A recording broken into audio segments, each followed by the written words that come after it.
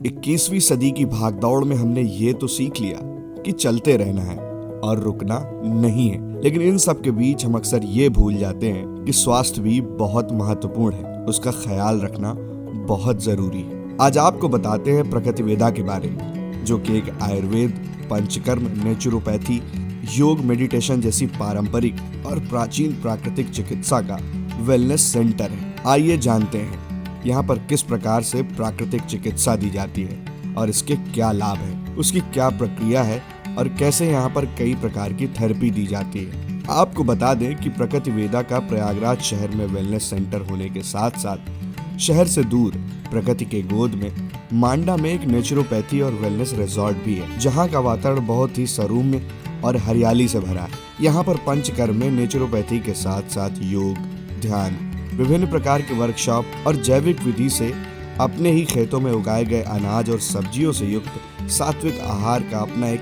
अलग ही आनंद है। सच में प्रकृति वेदा में आकर मन, शरीर और आत्मा तीनों ही आनंदित हो जाते हैं। आइए सबसे पहले जानते हैं यहाँ के संस्थापक डॉक्टर पुष्पेंद्र सिंह से इस वेलनेस सेंटर और प्राकृतिक चिकित्सा के बारे में उनके विचार। सबसे पहली बात तो आप सब यह जान लें कि यहाँ पे दी जाने वाली प्राकृतिक चिकित्सा केवल बीमार व्यक्तियों के लिए नहीं है, बल्कि उनके लिए भी है जो पूरी तरीके से स्वस्थ हैं, ताकि वह जल्दी बीमार ना हो, ऊर्जावान रहे, शरीर में जमा हो रहे टॉक्सिन बाहर निकलें, नींद अच्छी आए, तनाव दूर हो, पाचन तंत्र अच्छा हो, त्वचा में निखार आए और बढ़ती उम्र के प्रभाव को कम करे। जिस प्रकार से साल में एक बार हम लोग अपने घर में दीपावली आने पे अपने घर की अंदर और बाहर से सफाई करते हैं, रंगाई पुताई करते हैं और गाड़ी को भी हम अपने साल में 1 या 2 बार सर्विसिंग कराते हैं, उसका इंजन ऑयल चेंज करते हैं, क्या कभी हम अपने शरीर की भी सर्विसिंग कराते हैं? हमें अपने शरीर की भी समय समय पे क्लीनिंग करते रहने चाहिए,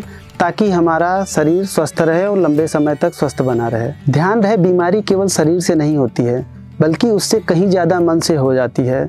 इसीलिए हमारे यहाँ प्रकृति वेदा में दी जाने वाली प्राकृतिक चिकित्सा में हम इस बात का विशेष ख्याल रखते हैं कि व्यक्ति को मन, शरीर और आत्मा तीनों से उपचार दें, ताकि वह पूरी तरीके से स्वस्थ रहे। बीमारी कोई भी हो, शरीर में जमा टॉक्सिन के बाहर निकलते ही उसमें सुधार होना प्रारंभ हो जाता है। हमारे यहाँ आयुर्वेद, पंचकर्म, नेचुरोपैथी, योग, मेडिटेशन, आहार चिकित्सा तथा एक्यूप्रेशर द्वारा प्रमुख रूप से 9 प्रकार के कार्य किए जाते हैं। शरीर में जमा गंदे टॉक्सिन को बाहर निकालते हैं, रक्त का शुद्धिकरण करते हैं, लीवर और आंतों की सफाई, पाचन तंत्र की मजबूती, रक्त परिसंचरण यानी ब्लड सर्कुलेशन को सही करना, मांसपेशियों, हड्डियों व नसों को सही मजबूती प्रदान करना, श्वसन तंत्र को मजबूत बनाना, वात, पित्त, कफ को संतुलित करना, त्वचा का निखार और शुद्धिकरण करना, यही प्रमुख 9 कार्य हैं। आपको बता दें कि प्रकृति वेदा में सबसे पहले शुरुआत होती है रजिस्ट्रेशन से।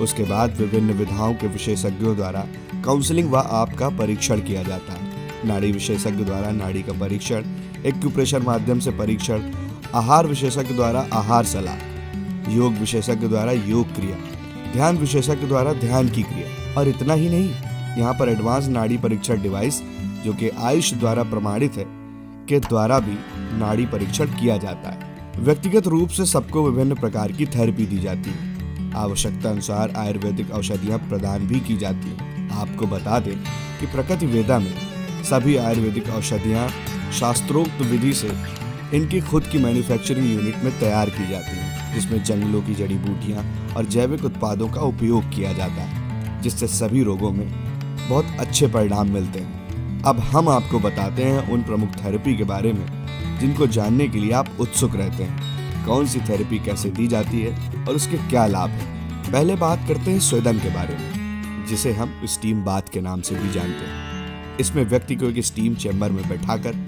नीम, तुलसी, नागरमोथा, निर्गुनगुंडी, पेन सॉल्ट जैसी औषधियों और विभिन्न प्रकार की एसेंशियल ऑयल युक्त भाप देते हैं, जिससे शरीर के सभी रोम छिद्र खुल जाते हैं और शरीर में टॉक्सिन्स बाहर निकलते हैं। इसमें विभिन्न रोगों, प्रकृति व दशा के अनुसार व्यक्तिगत रूप से परिवर्तित कर दिया जाता है, जिससे सभी रोगों में लाभकारी परिणाम मिलते हैं। साथ ही साथ वजन संतुलित होता है और त्वचा में निखार आता है। अब बताते हैं अभ्यंगम के बारे में, जिसमें विभिन्न प्रकार के औषधि तेलों से शरीर पे एक्यूप्रेशर पॉइंट को ध्यान में रखते हुए मालिश की जाती है। इससे शरीर का ब्लड सर्कुलेशन अच्छा होता है, वात, पित्त और कफ तीनों संतुलित होते हैं। शरीर हल्की होती है, दर्द से राहत मिलता है, मांसपेशियां, नसों और हड्डियों को मजबूती मिलती है। अब आइए आपको बताते हैं शिरोधारा के बारे में। इसमें व्यक्ति के माथे पर सिर व ब्राह्मी, शंखपुष्पी, जटामासी व अन्य औषधि युक्त तेल की धार गिराई जाती है, जिससे मन एकाग्र होता है, सिर दर्द से राहत मिलती है, नींद अच्छी आती है, तनाव दूर होता है। प्रकृति वेदा में यह कई तरह से किया जाता है, जिसमें विभिन्न प्रकार की तेल व दवाओं का प्रयोग किया जाता है। अब जानते हैं पोटली मसाज के बारे में। प्रकृति वेदा में 8 प्रकार की पोटली मसाज होती है, जिसमें प्रमुख रूप से पत्तियों की पोटली, चरणन पोटली, कंकड़ पोटली, आयुर्वेदिक चावल और दूध की पोटली प्रमुख है। इससे शरीर पुष्ट होता है, मांसपेशियां व जोड़ों के दर्द से राहत मिलती है। इसके साथ ही बहुत से लाभकारी परिणाम मिलते हैं। उद्वर्तन पद्धति आयुर्वेद की ऐसी प्रक्रिया है जिसमें पैरों से शुरू करके गर्दन से नीचे तक मसाज की जाती है। इस पद्धति के दौरान बालों की दिशा से उल्टी दिशा की ओर हल्के प्रेशर के साथ मसाज किया जाता है। दरअसल इसमें हर्बल पाउडर के साथ मसाज किया जाता है। इसमें कई अलग अलग प्रकार भी होते हैं, जैसे स्निग्धा, उद्गर्षण और उत्साजन आदि। इस आयुर्वेदिक पद्धति में शरीर पर मालिश करने का तरीका और प्रेशर लगाने का ढंग आम मसाज से अलग होता है। इस मसाज के जरिए शरीर में जमी फैट दूर होती है, रोम छिद्र खुलते हैं, साथ ही स्ट्रेस को कम करने में भी ये कारगर है। इससे शरीर और मानसिक सेहत में कई फायदों के साथ ही त्वचा में निखार आता है। आगे बात करते हैं कांसवटकी मसाज की। दरअसल कांसवटकी को मेटल बाउल भी कहा जाता है। आयुर्वेद में इसकी मदद से चेहरा, पैर, पीठ आदि की मालिश की जाती है। यह एक आयुर्वेदिक उपचार है जिसे सालों से किया जाता रहा है। इस मालिश से शरीर और त्वचा ही नहीं बल्कि मानसिक समस्याओं को भी दूर करने में मदद मिलती है। कांसवटकी कुछ और नहीं बल्कि कांसे का कटोरा होता है, जिसमें 3 धातुओं तांबा, जिंक और टिन के साथ बनाया जाता है। इन धातुओं को भी उनके स्वास्थ्य लाभों के लिए जाना जाता है। कॉपर दर्द को कम करने के लिए सूजन से लड़ता है, जिंक प्रतिरक्षा प्रणाली को मजबूत करता है और पाचन को मजबूत करता है। इसके अलावा टिन अनिद्रा, सिर दर्द और पाचन में सुधार कर लक्षणों को कम करने में सहायक है। इस मसाज से बॉडी से टॉक्सिन पैरों के तलुओं के माध्यम से निकलता है। आगे बात होगी न्यूरोथेरेपी की। यह एक ऐसी पद्धति का नाम है जो बिना दवा के रोगियों को स्वास्थ्य प्रदान करने में अहम भूमिका निभाकर उनके लिए वरदान साबित हो रही है। इसमें बिना दवा के रोगों का इलाज किया जाता है। आपको बता दें कि शरीर पर लगभग 80 के करीब मेजर पॉइंट हैंजिन पर रोग के मुताबिक प्रेशर देकर ब्लड के बहाव को तेज किया जाता है। ऐसा करके ऑर्गन या ग्लैंड में ब्लड की सप्लाई को सुचारू किया जाता है, क्योंकि ऑर्गन और ग्लैंड में ब्लड की सप्लाई का सुचारू न होना ही अधिकतर बीमारियों का कारण बनता है। इस पद्धति द्वारा ब्लड सर्कुलेशन को कंट्रोल कर विभिन्न प्रकार के रोगों का निदान किया जाता है। इस पद्धति से सर्वाइकल, कमर दर्द, शुगर, मंदबुद्धि बच्चों का इलाज, दमा, अस्थमा, अधरंग, कद को बढ़ाना, माइग्रेन, हाई ब्लड प्रेशर, मानसिक रोग, जोड़ों का दर्द तथा दांतों के रोगों के साथ साथ पेट की अन्य बीमारियों का इलाज भी किया जाता है। साथ ही न्यूरोथेरेपी के माध्यम से गैस, एसिडिटी, कब्ज, अल्सर, लकवा, पैरालिसिस, थायराइड और डायरिया जैसी बीमारियों को भी ठीक किया जा सकता है। अगली कड़ी में बात करते हैं नस्यम की। नस्यम आयुर्वेद की 5 शुद्धिकरण प्रक्रियाओं यानी पंचकर्म में से एक है। इसमें नाक के नथुने के माध्यम से दवाएं डाली जाती हैं। यह प्रक्रिया कई रोगों के इलाज में मदद करती है। इसका उपयोग मुख्य रूप से सिर और उससे संबंधित संरचनाओं के रोगों में किया जाता है। प्रकृति वेदा में इस चिकित्सा में कई आयुर्वेदिक औषधियों को नाक के द्वारा आपके शरीर में डाला जाता है। इसके लिए देसी घी, क्वाथ और कई अन्य तेलों का भी इस्तेमाल किया जाता है, जो कई रोगों के उपचार में मदद करता है। मालिश, भाप और तेल की बूंदों से नस्यम की प्रक्रिया नाक के मार्ग को शांत करती है और जमा बलगम को साफ करती है। साथ ही आवाज में सुधार करती है और मस्तिष्क में संपुट केंद्रों को उत्तेजित कर संपूर्ण स्वास्थ्य में सुधार करती है, क्योंकि हमारे मस्तिष्क का केंद्रीय तंत्रिका तंत्र, सेंट्रल नर्वस सिस्टम इसका मुख्य नियंत्रक है। नस्य चिकित्सा साइनसाइटिस, सिर दर्द, अनिद्रा या नींद से संबंधित मुद्दों, माइग्रेन और बांझपन के रोगियों के उपचार में बहुत कारगर है। इससे अनिद्रा या इंसोम्निया में लाभ मिलता है। अब आपके सामने है प्रकृति वेदा में मौजूद एक और खास थेरेपी, कपिंग थेरेपी, जिसे हिजमा भी कहा जाता है। आमतौर पर दर्द, इन्फ्लेमेशन, ब्लड फ्लो रिलैक्सेशन और डीप टिश्यू मसाज के लिए इस विधि का अलग अलग तरीके से उपयोग होता है। दरअसल कपिंग थेरेपी 4 प्रकार की होती है: dry cupping, wet bleeding cupping, running cupping और फ्लैश कपिंग। चिकित्सा की इस प्राचीन विधि कपिंग थेरेपी का उपयोग गठिया की समस्या, जिसमें अक्सर लोगों को असहनीय जॉइंट पेन का सामना करना पड़ता है, साथ ही पीठ दर्द, कमर दर्द, गर्दन दर्द, घुटने का दर्द और कंधे के दर्द में यह कारगर होती है। इसके अलावा कपिंग थेरेपी के जरिए स्लिप डिस्क, सर्वाइकल, पैरों में सूजन, साइटिका, त्वचा से जुड़ी बीमारियां, हृदय रोग, पेट के रोग, लकवा, हार्मोनल विकार,